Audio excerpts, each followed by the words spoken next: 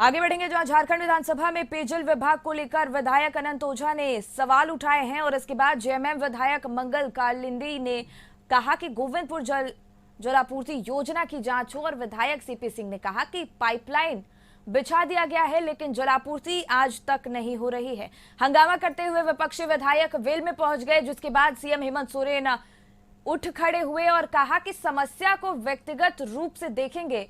विपक्ष के हंगामे पर तंज कसते हुए कहा कि इनके चेयर में कांटा घुस गया है, इसलिए बैठ नहीं पाते हैं। जलापूर्ति योजना एक दिन चला, उसके बाद बंद हुआ, उसके बाद चला कि नहीं चला, फिर वहां पर कई विषय आए क्योंकि गंगा नदी से पानी भी उठाना था और चूंकि गंगा नदी कोई सामान्य नदी नहीं है महोदय, उससे पानी लेने का बहुत लंबी प्रक्रिया है, भारत सरकार से लेकर के और सारी चीजें हैं।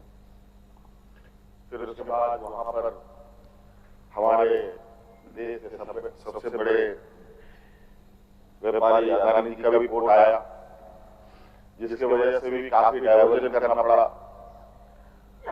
पोर्ट भी डाइवर्ट हो सकता था महोदय, बल्कि हमारी योजना ही डाइवर्ट।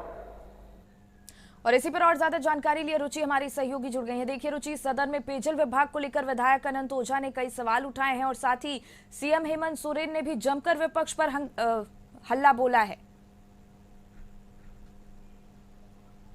बिल्कुल शिखा, देखिए आज जैसे ही सदन की कार्यवाही प्रारंभ हुई उसके बाद विधायक प्रदीप यादव संविधान की कॉपी लेकर के आए थे और उन्होंने कहा कि कल जो सदन की कार्यवाही के दौरान नेता प्रतिपक्ष और स्पीकर की आपस में बहस हुई थी, यानी कि स्पीकर जब उन्होंने कहा था कि उंगली दिखाकर बात नहीं करिए, यानी आसन को उंगली मत दिखाइए, तो ऐसे में नेता प्रतिपक्ष के द्वारा यह कहा गया था कि जो करना है कर लीजिए। इस बात का विरोध कर रहे थे और उन्होंने कहा कि आसन की गरिमा का सवाल है और ऐसे में नेता प्रतिपक्ष को सदन में माफी मांगनी चाहिए।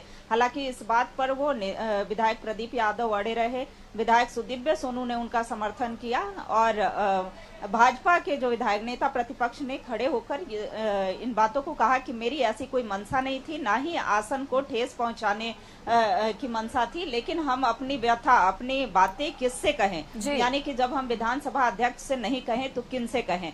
तो देखिए सीपी सिंह ने भी इसका समर्थन किया। उसके बाद अल्पसूचित प्रश्न शुरू हुए। अल्पसूचित प्रश्न में जो पहले प्रश्न आए थे वो अनंत ओझा के थे, यानी कि भाजपा विधायक अनंत ओझा ने पेयजल से संबंधित सवाल को रखा। शुद्ध पेयजल आपूर्ति योजना जो है मात्र अभी तक 51% ही पहुंच पाई है पूरे राज्य भर में। खास करके उन्होंने अपने विधानसभा क्षेत्र का मुद्दा रखा और कहा कि आज भी लोगों को शुद्ध पेयजल जो है वो नहीं मिल पा रहा है। सरकार योजनाएं चला रही है लेकिन योजनाएं धरातल पर उतरती हुई नहीं दिख रही हैं। ऐसे में देखिए विभागीय मंत्री मिथिलेश ठाकुर की बात की जाए, उन्होंने हर संभव प्रयास किया कि उन्हें समझाया जाए, बताया जाए, लेकिन वो नहीं माने, जवाब से संतुष्ट नहीं होते हैं। उसके बाद मुख्यमंत्री हेमंत सोरेन स्वयं आसन से उठते हैं और वो जवाब देते हैं। उन्होंने कहा कि सारी चीजों की समीक्षा हम स्वयं करेंगे और समस्या का समाधान जो है वो किया जाएगा।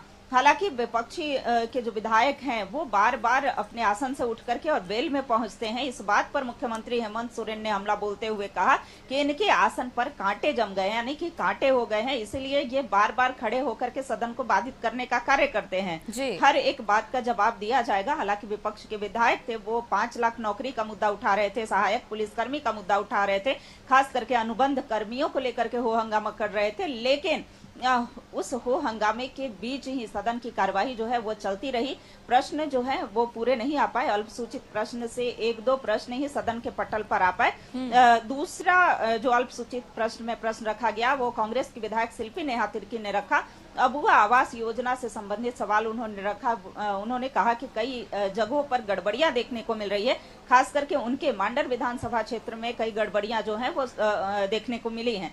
तो ऐसे में उसका निदान हो, गड़बड़ी की जांच होनी चाहिए और अबुआ आवास योजना का लाभ जो है वो जल्द से जल्द कैसे मिल सके। हालांकि जो विभागीय मंत्री हैं डॉक्टर इरफान अंसारी, उन्होंने कहा कि पूरे मामले की जांच जो है वो की जाएगी। इस जांच की जो समिति बनेगी उसमें विधायक भी शामिल होंगे और जहां भी जांच में जो दोषी पाए जाएंगे उन पर कार्रवाई भी होगी। इसके लिए विधायक शिल्पी नेहा तिर्की ने मंत्री को धन्यवाद भी दिया और देखिए उसके बाद शून्यकाल के प्रश्न आते हैं और शून्यकाल के प्रश्न के बाद ध्यान आकर्षण होता है। ध्यान आकर्षण में भी विधायक प्रदीप यादव द्वारा प्रश्न लाया जाता है। ऐसे में मंत्री चंपई सोरेन की बात की जाए या विभागीय मंत्री दीपिका पांडे सिंह की बात की जाए, उन्होंने भी विभागीयवार जो सवाल था उस प्रश्न से संबंधित जवाब भी दिए, लेकिन कांग्रेस विधायक असंतुष्ट दिखे जवाब से। उन्होंने कहा कि हर बार जवाब दे दिया जाता है, आश्वासन दे दिया जाता है, लेकिन कार्य नहीं हो पाते हैं।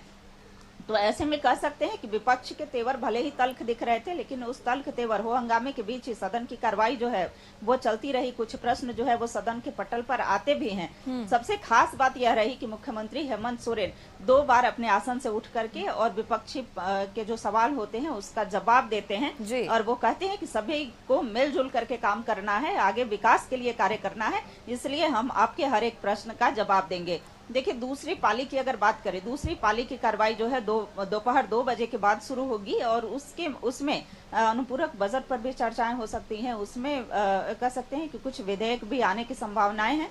तो अब देखना होगा कि दूसरी पाली की कार्रवाई में जो विपक्ष के विधायकों का रवैया होता है वो किस तरीके का होता है। बिल्कुल रुचि, और जनता की समस्याओं का हल कब तक निकलेगा ये भी आने वाला वक्त ही बताएगा। फिलहाल तमाम जानकारी के लिए आपका बहुत बहुत धन्यवाद।